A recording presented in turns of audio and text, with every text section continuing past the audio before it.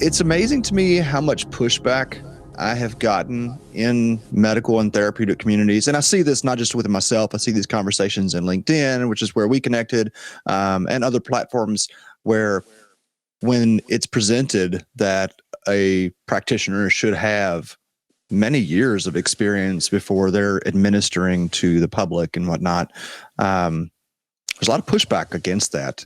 And what do you think is behind that? So the pushback, probably because we don't have time, probably because there's a real panic around the time of how to bring this as quick as possible. Just because, as you know, with the pandemic and all kinds of different things are happening in the world, kind of like bringing up a lot of trauma in people. Inducing a lot of anxiety. I mean, as you know, these symptoms are not something that just born out of the pandemic, because it's like our world has changed. We're living in a post-pandemic era, which is very different than pre-pandemic. So I think we need a lot more elders, people like wisdom carriers can speak to this more often. People need guidance in these kind of transitions, which we don't have. In the Western model, we don't have these elders, the people that you go to to consult them or to, how they share wisdom and guide people. Like if you look at the tribal human wiring, there's always these elders, leaders, some people ushering them into these uncertainty and some of these conflicting transitional times, right? So unfortunately in the West, we don't have this. People are very alone. They don't have connections. They're suffering alone in their homes. So the suicide rate is going up by the minute. Anxiety is like off the charts. And just to say that this is not because it's happened during the pandemic, it was already there. Yes. This is a process of bringing up a lot of trauma that people carried, suppressed, were able to function before, and now somehow some of the things have shifted and changed so fast. Anytime we hit such incredible uncertain times, the system gets all shaken and everything is now coming to surface. And so the timing, the sensitivity around that is the big issue. And that's why the medicines are being ushered fast. Like we can't get them out fast enough. So there is that urgency. And I understand that. For example, Rick Doblin talks to this a lot, and he says, we don't have time. Like we don't have time.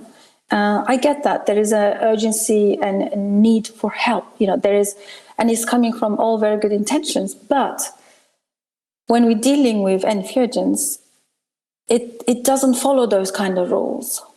It doesn't. And I spoken to many people from the jungle who took the pilgrimage to jungle and sat with different tribes and wisdom carriers. And before they were allowed to drink their first ayahuasca, for example, or yahe, or any, whatever the name that the tribes or indigenous people call them, they had to go through so many different rites of passages before they were brought to the first experience with their medicine. So they kind of taken through lots of rites of passages, meaning they were challenged biologically, physically, psychologically, by maybe with fasting, maybe with resetting their gut biome through different diets of different plants that are non-psychoactive.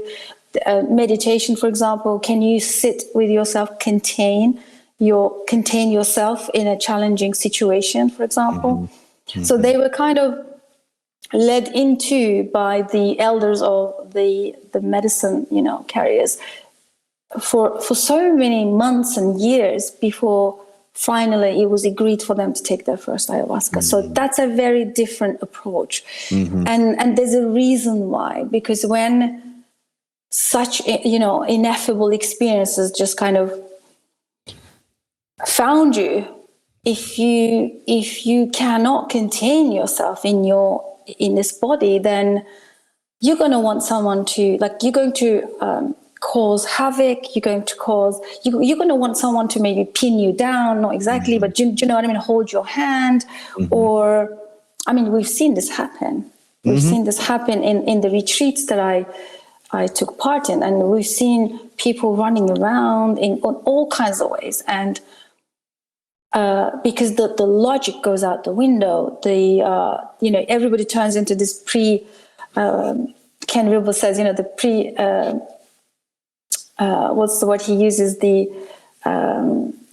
It's almost like they become infants, they become these toddlers running around, right? So, but a trained body, a trained nervous system then will be able to contain the vastness and the hugeness of this experience. So that's the initial training. So how do we help people build that, that such capacity then to contain themselves?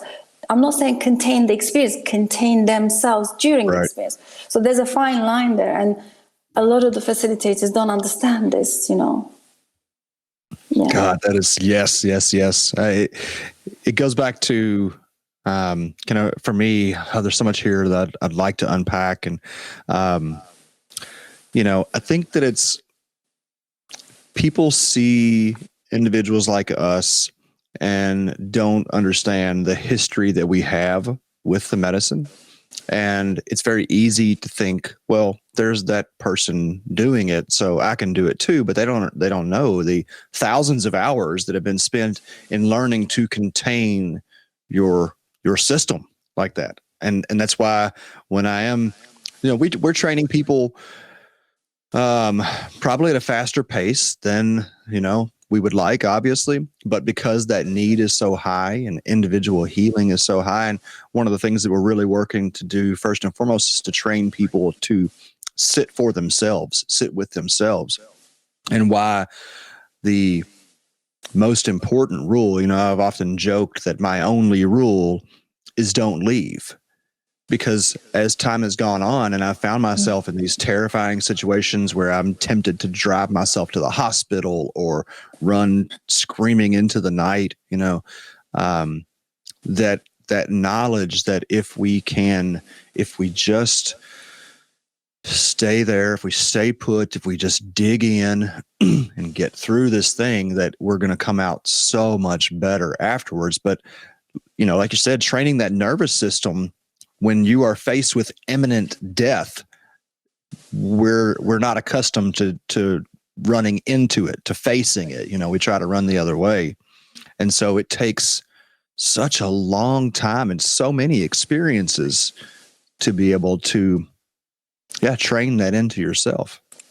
Yeah, absolutely. And this is the kind of wisdom needs to be out to the public.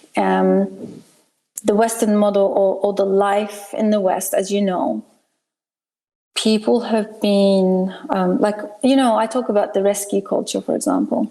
The rescue culture. We became a rescue culture. It's like we don't allow people anymore to go through their challenges. Oh, so true. Mm-hmm. Right. There are so many technicians, physicians, doctors, all kinds of people, psychotherapists, just end of the phone, and somehow people just cannot be with their challenging states, and it's almost like continued outsourcing to a friend, to a doctor, to a therapist, to someone, to something. Just get me out of this state.